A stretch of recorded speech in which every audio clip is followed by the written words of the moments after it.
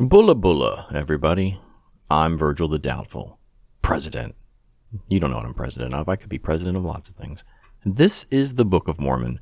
We are still in 2nd Nephi, and we are up to chapter 14, which is only 6 verses long. I probably could have tacked it on at the end of the last time, but last time we were, 3 or 4 chapters in, and I didn't think we needed to add any more. So the only thing that's happened, the only thing to look back on, is that Nephi has run from his brothers, taking some number of people with him to hide in the wilderness so that Lame and Lemuel, and who are now black, by the way, won't murder him. So we're up to the 14th chapter. So let's plow through what I believe is Isaiah 4. And the amazing thing is that the Book of Mormon will actually tell you this down in the footnotes. So, and in that day, 7 women will take hold of one man. I'm just going to let that sink in for a second. Saying, we will eat our own bread and wear our own apparel. Oh my gosh, this is horrible. This is just the worst. It's worse than The Walking Dead. This dystopian, horrific future. We will eat our own bread and wear our own apparel, and let us be called by thy name to take away our reproach. In that day shall the branch of the Lord be beautiful and glorious, the fruit of the earth, excellent and comely, to them that are escaped of Israel. Well, I don't know, is this a happy prophecy or a sad prophecy? It's hard to tell sometimes. And it shall come to pass that they are left in Zion and remain in Jerusalem shall be called holy, every one that is written among the living in Jerusalem. When the Lord shall have washed away the filth of the daughters of Zion. What is the filth of the waters of Zion? And shall have purged the blood of Jerusalem from the midst thereof, by the spirit of judgment and by the spirit of burning. The spirit of burning. And the Lord will create upon every dwelling place of Mount Zion, and upon her assemblies, a cloud and smoke by day, and the shining of flaming fire by light. For upon all the glory of Zion shall be a defense.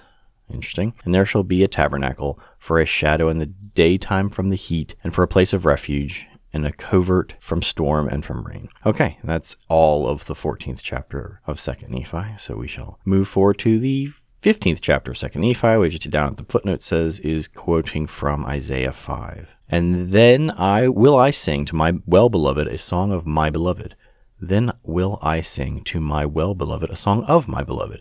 You're singing something to your lover about your lover, touching his vineyard. What? Don't touch his vineyard. My well-beloved hath a vineyard in a very fruitful hill.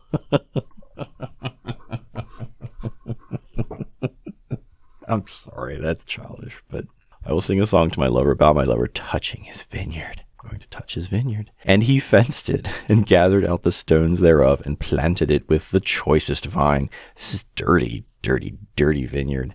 And built a tower in the midst of it, and also made a wine press therein. And he looked that it should bring forth grapes, and it brought forth wild grapes. They're not wild grapes if you make a vineyard, is it? And now, O inhabitants of Jerusalem, and men of Judah, judge, I pray you, betwixt me and my vineyard. Judge between me and my vineyard. I don't know. What could have been done more to my vineyard that I have not done in it? Wherefore, when I looked that it should bring forth grapes, it brought forth wild grapes. I don't understand what's going on here. I don't know if this is some sort of parable or something, or metaphor. And now, go to, I will tell you what I do to my vineyard. I will take away the hedge thereof, and it shall be eaten up. And I will break down the wall, and it shall be trodden down. And I will lay it waste. It shall not be pruned nor digged, but there shall come up briars and thorns. I will also command the clouds that they rain no rain upon it. For the vineyard of the Lord of hosts is the house of Israel, and the men of Judah his pleasant plant. And he looked for judgment, and behold, oppression, for righteousness, but behold, a cry. Woe unto them that join house to house, till there can be no place, that they might be placed alone in the midst of the earth. In mine ears, said the Lord of hosts, of a truth many houses shall be desolate, and great and fair cities without inhabitant. Yea, 10 acres of a vineyard shall yield 1 bath, and the seed of a homer shall yield an ephah. I don't know what an ephah is. Woe unto them that rise up early in the morning, that they might follow strong drink, that continue until night, and wine inflame them. Wine shall inflame you. And the harp, and the viol, and the tabret, and pipe, and wine are in their feasts, but they regard not the work of the Lord, neither consider the operation of his hands. Terrible people. Therefore my people are gone into captivity, because they have no knowledge, and their honorable men are famished, and their multitude dried up with thirst. Therefore hell hath enlarged herself, and opened her mouth without measure, and their glory and their multitude and their pomp, and he that rejoiceth, I can't say that word, shall descend into the mouth of hell. And the mean, terrible man, shall be brought down, and the mighty shall be humbled, and the eyes of the lofty shall be humbled. But the Lord of hosts shall be exalted in judgment, and God that is holy shall be sanctified in righteousness. Then shall the lambs feed after their manner, and the waste places of the fat ones shall strangers eat. Woe unto them that draw iniquity with cords of vanity, and sin as it were with a cart rope. Man, Isaiah 5 is tough. That say, let him make speed, hasten his work, that we may see it. Oh man, I realize that we're doing all this Isaiah, and now we're going to have the follow-on interpretation on how it applies. That say, let him make speed, hasten his work, that we may see it, and let the counsel of the Holy One of Israel draw nigh and come, that we may know it. Woe unto them that call evil good and good evil, that put darkness for light and light for darkness, that put bitter for sweet and sweet for bitter. Got it. Woe unto the wise in their own eyes, and prudent in their own sight. Very true. Woe unto the mighty to drink wine, and men of strength to mingle strong drink. Well, I like to mingle some strong drink now and then. Who justify the wicked for reward, and take away the righteousness for the righteous from him. Therefore, as the fire devoureth the stubble, and the flame consumeth the chaff, their root shall be rotten, and their blossom shall go up as dust, because they have cast away the law of the Lord of hosts, and despised the word of the Holy One of Israel. So this is all just about terrible people, and what God is going to think of them.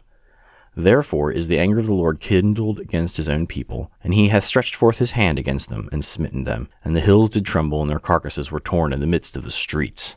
Ouch. For all his anger is not turned away, but his hand is stretched out still.